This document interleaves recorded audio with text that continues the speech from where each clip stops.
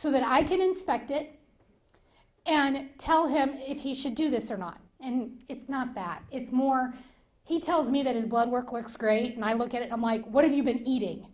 Because his triglycerides are high or whatever, you know? So it's more me checking to make sure Dad's doing what he's supposed to be doing. So he drops his cornet into the bag and goes, uh-huh. My stepmom told me about that. And then she calls me and says, you need to come take care of your dad. Oh, gosh. So before I can even get in the door and shut it, my dad's like, you can't make me do this. They want me to get up at 6 o'clock in the morning and do this, and this is just horse pocky. Okay, my dad has a very colorful mouth. We have 20 years in the military. It was not a horse pocky. But, so, Dad, it's all plastic. I took it apart, everything. And Dad's like, nope, they said 6 in the morning and 6. I go, Dad, 9 and 1. They'll be happy if you do it at 11 and 12. You can do them back to back, just twice a day. That's all they're asking, twice a day. Nope, not happening. So I called his doctor, talked to his nurse, and we got him back in, and I went with him this visit, and the nurse goes, Mr. Short, can we negotiate on when you use the acapella? Now you're talking my dad's language, because once he got out of the military, he worked for GM, and he negotiated the prices of the bolts that they use to put your car together. So he likes negotiating. But it also put him as the patient in control of his therapy by using that one simple word. So my dad negotiated himself into every time he turns on the TV and every time he turns the channel. Now, when I go to my dad's, I watch mountain people with snow, with, chains, with alligators and basketball and football, all in the first 5 minutes. So he's not blowing on it all that much, but he is at least blowing on it 3 to 4 times an hour. Prior to my dad getting this airway clearance device, he had been in the hospital 4 times in 6 months for 30 days each minimum. And my dad is the most wonderful patient in the world. That's why we buy dinner for the staff every night. And I take cookies and my stepmom bakes, and it's a lot of work when he's in the hospital. So, because I don't want you guys throwing things at him. He throws enough. So, for them to now not see him for 2 years, it's been. And when I go into that hospital as a job, and they look at me and go, oh God, please tell me no, I know they still remember him. And it's nice to go, no, he's fine, instead. Because the airway clearance device that worked for him was the one that he would use. Does that make sense? But so many times we dictate to the patient and we've never asked them, and then we get mad that they don't do what we asked them to do. Because did we ask him, is this something that you're willing to do? Because if they had started out with that, maybe it wouldn't have been 2 more weeks before he actually started it, because he would have looked at him and go, no, because I ain't getting up at 6 and 6. Not doing it. And they would have known that straight up. Does that make sense? And how can we get mad at them for doing what they told us that they weren't going to do? Oh, sorry. Next, distribution of written information or pamphlets, and then skip to 4, tailoring the education to patients' level of understanding.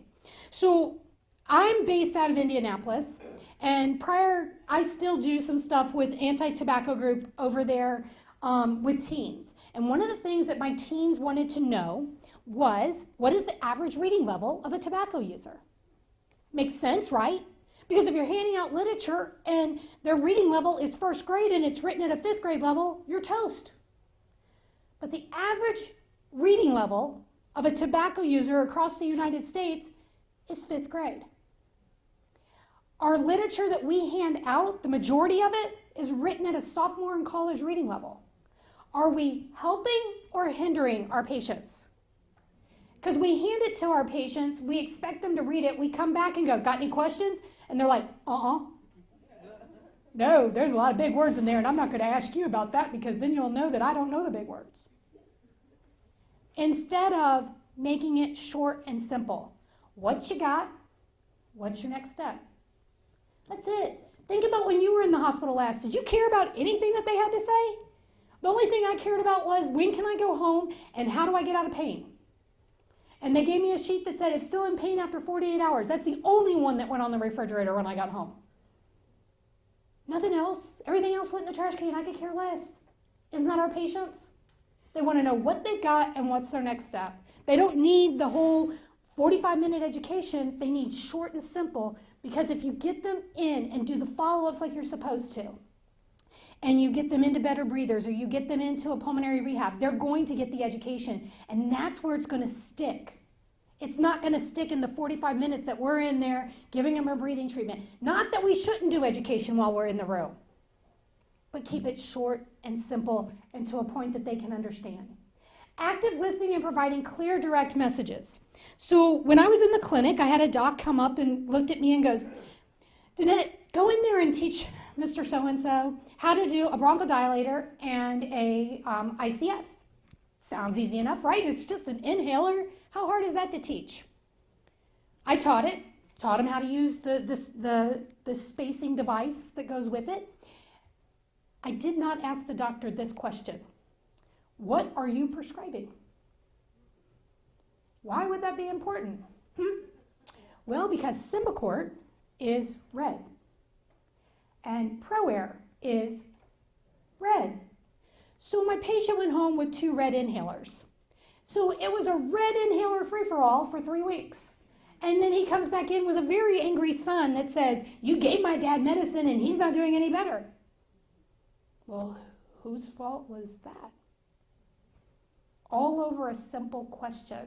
Because had I asked, I would have known that, and I could have given him the green dot to put on the Symbicort when he picked it up from the pharmacy, because it says green dot and it says Symbicort on it, and there would have been no question. He could have followed his asthma management plan with no problems.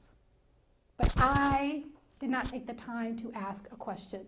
And when we do that, we're not providing a clear, direct message for our patients, which we need to.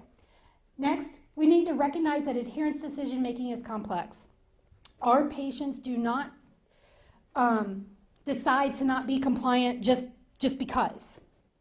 My 2 aunts are on a fixed income. My one aunt lost her daughter, who had 2 adopted grandchildren. Now, as great-grandparents, they are raising these 2 adopted grandchildren.